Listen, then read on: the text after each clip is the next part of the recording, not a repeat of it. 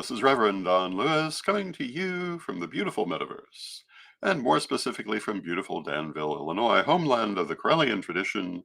And this is Midday with Reverend Don. Welcome.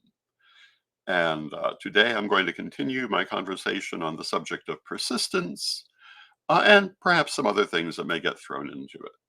I hope you're having a lovely day. As you know, you can type your questions or comments into whatever platform you happen to be watching on, and for the most part, they'll show up here in my chat room, and we can talk directly. Yesterday, we had Chris Copeland as our guest, and we were talking about some of the things coming from CorellianPublishing.com. And one of the big ones, of course, is Reverend Don's book of Stones, Metals, and Crystals. We also have the Witch Wars Defense Manual, Volume 2, How to Win, and a number of other things that we've been talking about quite a bit lately. And watch for us talking more about them. Today, I thought I would continue my conversation about persistence. Yesterday, September 4th, was the founding day of the Corellian tradition, celebrating 145 years this year, and also the founding day of witchschool.com, celebrating 23 years.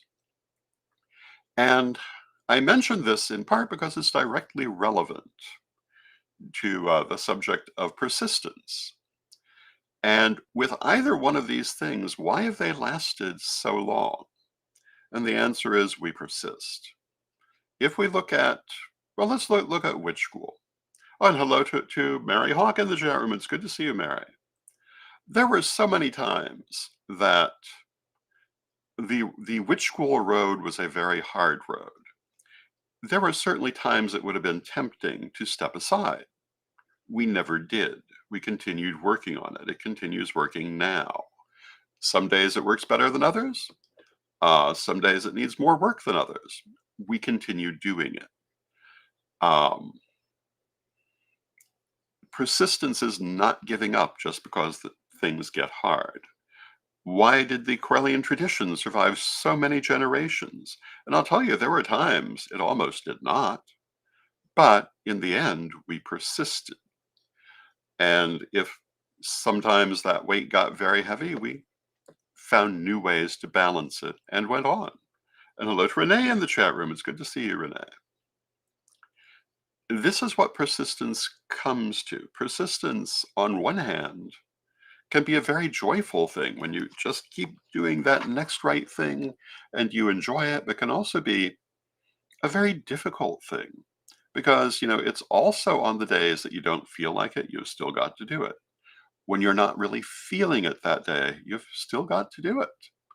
And this is very often the difference between survival and extinction, between success and failure, whether you're willing to keep going when it's difficult. And in talking about leadership, and again, whether it's just leading your own life or leading an organization of some sort, there are going to be times it's going to be difficult. And what are you going to do? Ideally, you will persist. And even when it's difficult, you will do what needs to be done as best you can. And sometimes it will fail. And then you pick back up and you continue persisting. It is important, as I've said in other programs, to make sure that you're persisting with relevant things, because sometimes, particularly within a larger project, there may be things that have served their purpose, and it isn't necessary to continue those into the future. It may be necessary, in fact, to replace them with something more relevant to the present day and present circumstances. That's an important part of this too. But you don't stop, you adapt, you change, you go on. Part of me feels that perhaps I'm persisting too much in talking about persisting, but it is, in my opinion, one of the most important things to discuss in this subject. I have been described as, and described myself as, a grinder, meaning day after day I grind it out.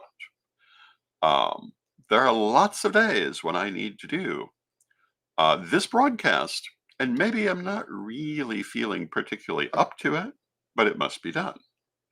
I do sometimes run best of broadcasts, but it's usually not because of how I'm feeling, but because I'm somewhere else and can't do a live broadcast. And hello to Jessica in the chat room.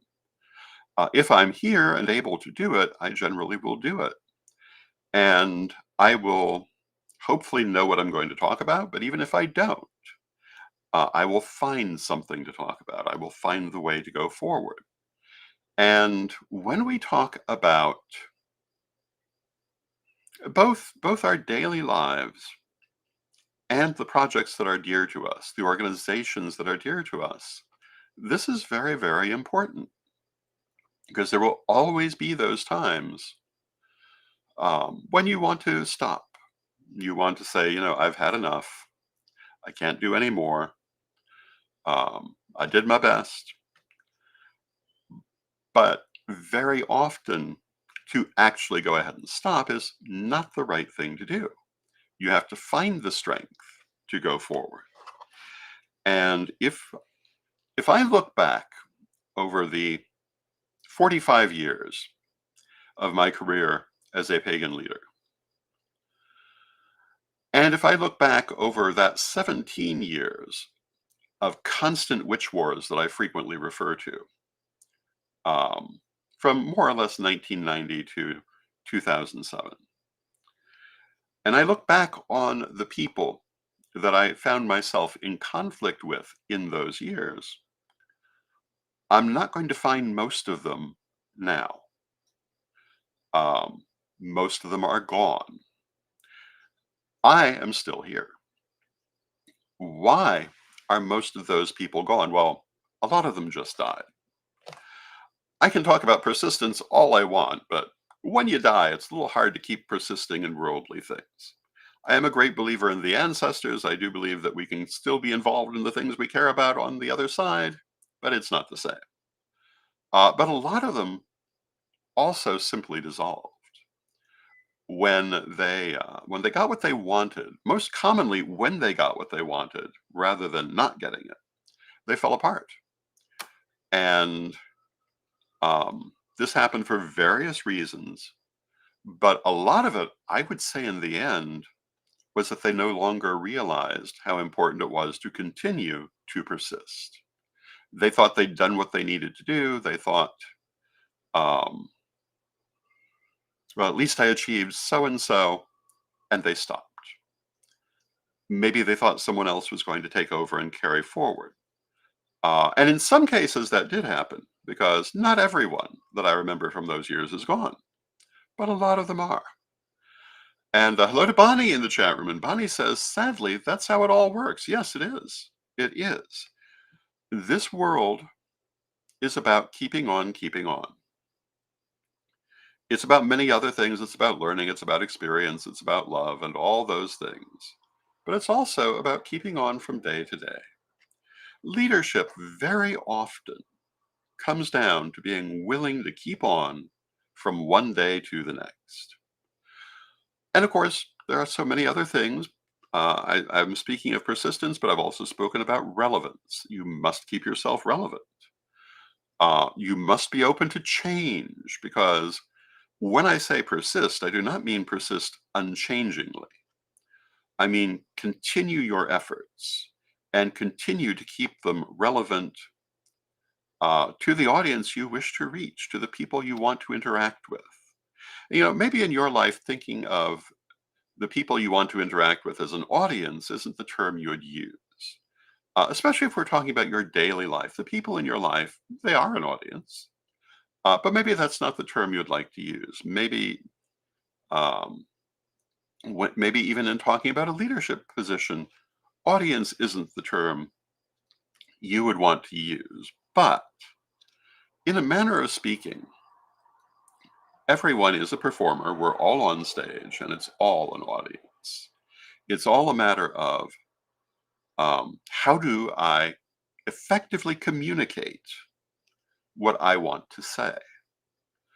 Um, Even if you're just talking to a couple of people um, that you interact with in your life, you are expressing yourself and they are receiving a message. That makes them an audience. I think because of my particular background, I often think of it that way, but I think maybe it would benefit you to think about it that way too, um, because it changes how you plan your communications. And, you know, it's often very important to say what you want to say in the most effective manner. I've talked about things like interfaith language before, that if you're speaking to people from a different background, you want to make sure you're using language they can understand. If you're speaking even to people who are good friends, make sure you're using language they can understand, because the meaning of the message ultimately lies with the person hearing the message more than the person saying the message.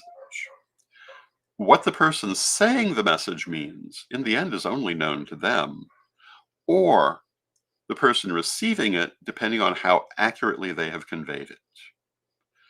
And using language that can be understood is vitally important to doing that. It's also important sometimes to not say certain things. Um, Not every situation needs a comment. Some situations greatly benefit from silence. And then at the other extreme, there are times that you must make certain that you do say what needs to be said. Um, I am far better as a person in not saying certain things than I am in saying them.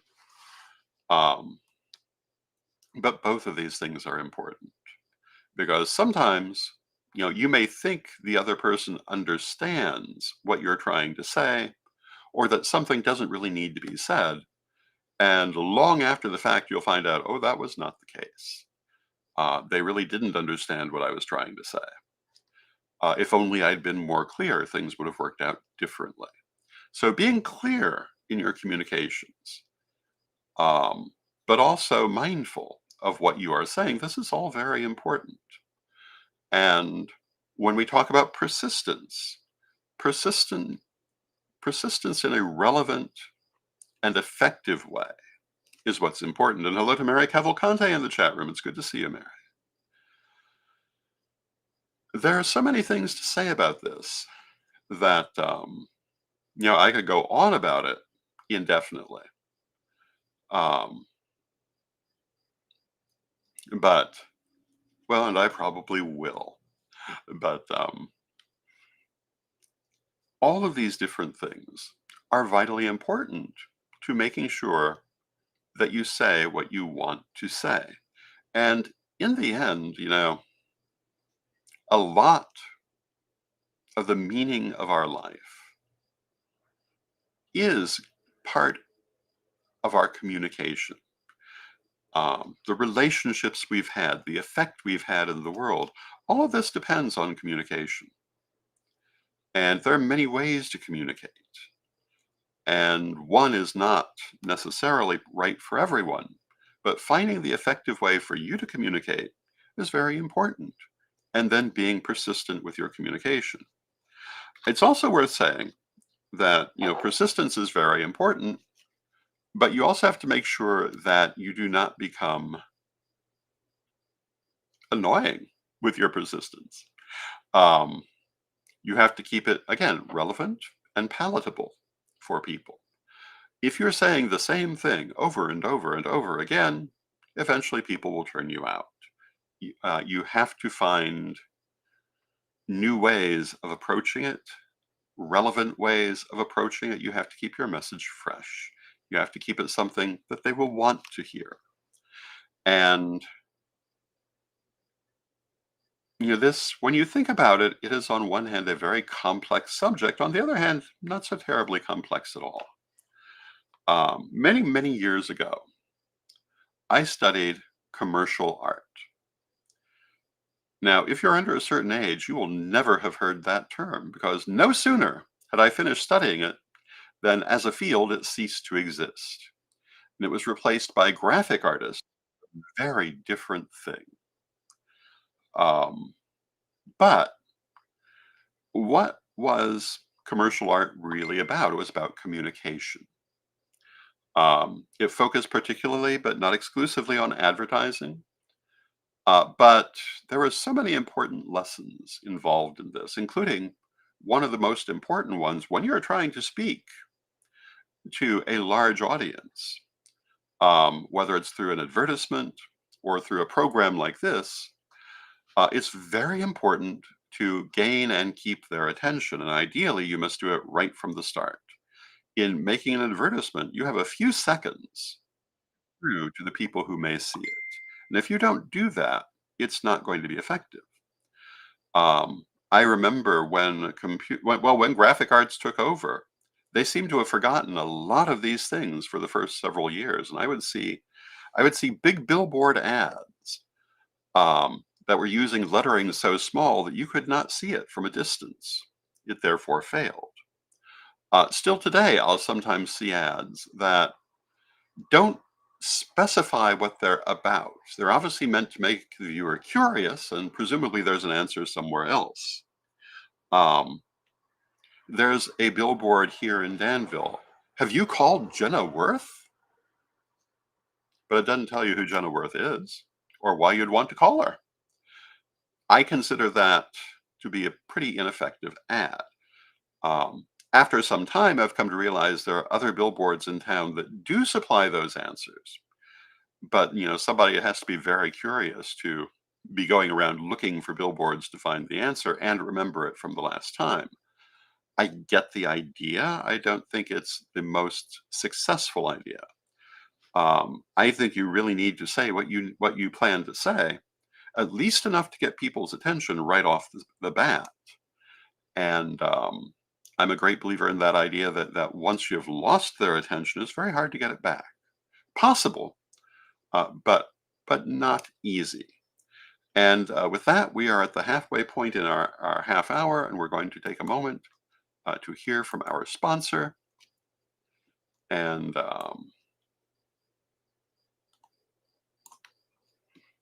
have to, there, no, I have to find there's our sponsor. And now we shall hear from our sponsor.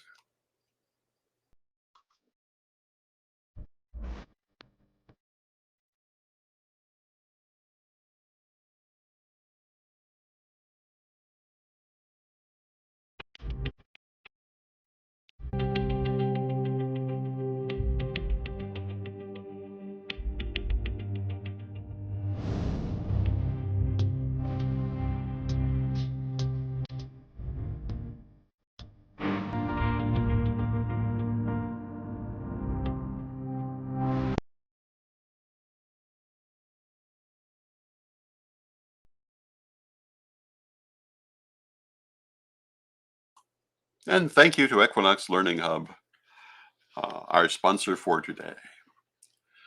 And speaking of persistence, um, running that daily ad is an example of persistence.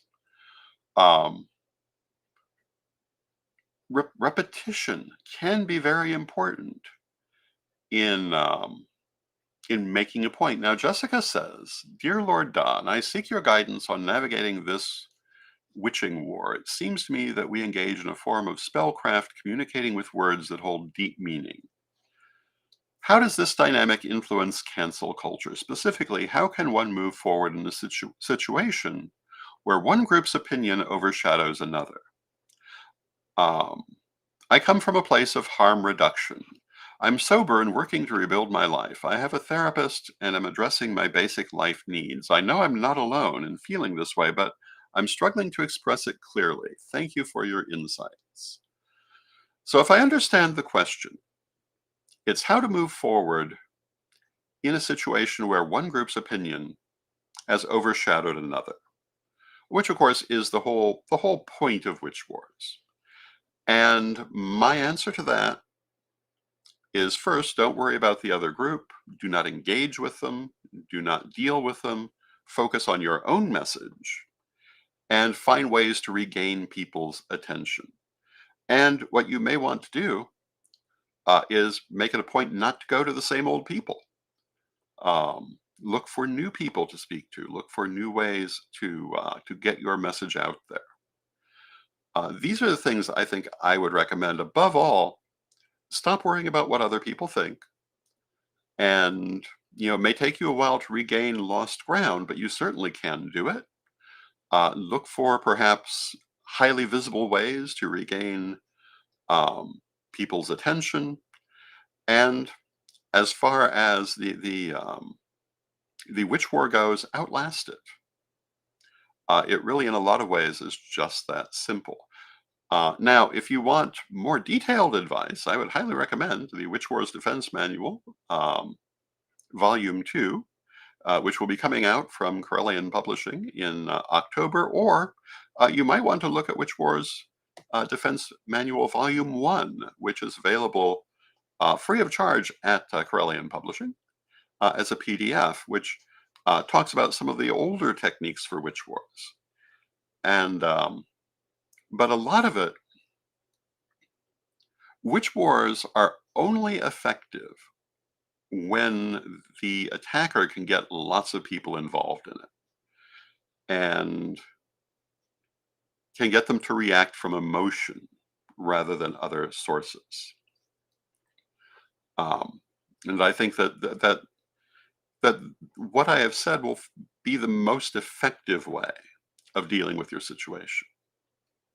But let me know what happens, and perhaps we can have more advice for you. Sometimes in this kind of witch war situation, you may need to answer whatever nonsense is being thrown at you. Often it's better to simply ignore it.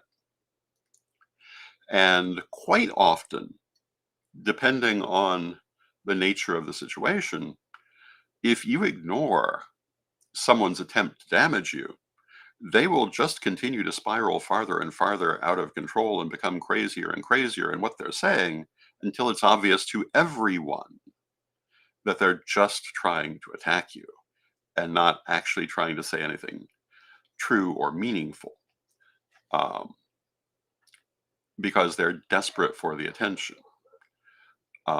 So generally, my advice is to not get caught in it, to keep doing the next right thing, to go forward. And again, you may need to find new ways to gather attention, new ways to introduce yourself to people, new ways to speak to people. Um, um, and Bonnie says, until they need you. Well, that can be a thing too. Um, one of the things that I have found looking back at many of these witch wars is that these people who would launch them felt the most important thing was destroying whoever they had decided was their enemy. And when they actually did so, if they did, um, or if they couldn't but were able to go off on their own, they simply fell apart because they had nothing else. Um, it's one of the reasons that it can be wise to ignore it. Bonnie says fear. That's what witch wars subsist on. And if we look at the culture wars in our wider community, that's what they subsist on also. Um, the so-called culture wars are entirely based on fear and hate. And hate, of course, in turn is based on fear. Um, and the people who try to pursue those culture wars do so by trying to outrage and terrify as many people as they can. And that is largely what witch wars are about, too. And it's unfortunate that so often people let themselves be controlled by their fears. And if you are a witch, one of the wise, as we like to call ourselves, you shouldn't be controlled by your fears. Yes, you're still human, you'll still have fears, but you should be able to rise above them and move beyond them. That's what shadow work is all about. And yes, we're always going to fall into our fears. and we'll fall into resentments and all those other human emotions. But we must also be able to rise above them to go forward. Um, it's very rare that the next right thing to do is be afraid. It's very rare that the next right thing to do is to be resentful. Not to say that you can't have those feelings, but that doesn't make it the thing to do. Um, and Bonnie says, I always say, I know my boss, which I assume that means that, to your own self be true. And this is true. Um, to yourself, to your higher power, however you perceive it, in the end, that is where you must be true. Now, Jessica says, I agree wholeheartedly, and that's why I don't understand the need to hate on another group. Well, I hate to tell you, the need for it is a political technique to gain power. And generally speaking, when you see somebody attacking someone else in the pagan community, understand that's what they're doing. They may say, well, I'm pursuing this principled whatever, but they're really trying to gain power. There are a few exceptions, um, but you should always take it with a grain of salt when someone is attacking someone else. And it's rarely a good idea to involve yourself. I won't say never, but rarely. And hello to Anna Elizabeth in the chat room. Um,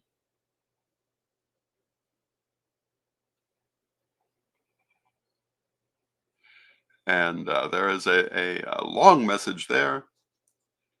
And I will leave that to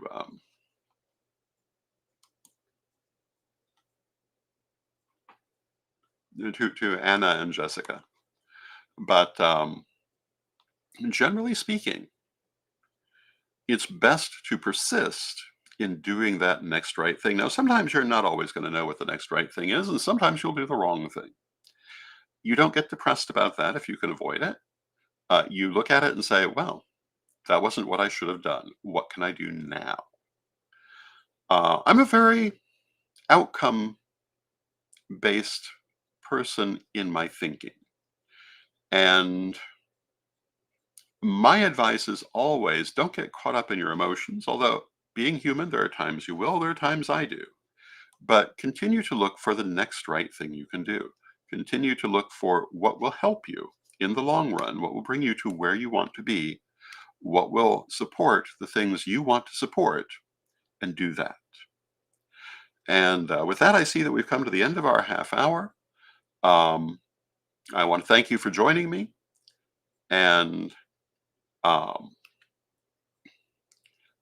I do want to take a moment and repeat a message that I have said before, that if someone comes to you um, unsolicited, saying that they are a psychic and have a message for you, be very careful of that, because legitimate psychics don't do that. Um, and Bonnie says the best and highest good is not always the outcome we want. Well, that's human. Um, but it's always better, in my opinion, to work for the best and highest good, because your good is part of that. And ultimately, we want a better world for ourselves and across the board. But with that, I want to thank you for joining me.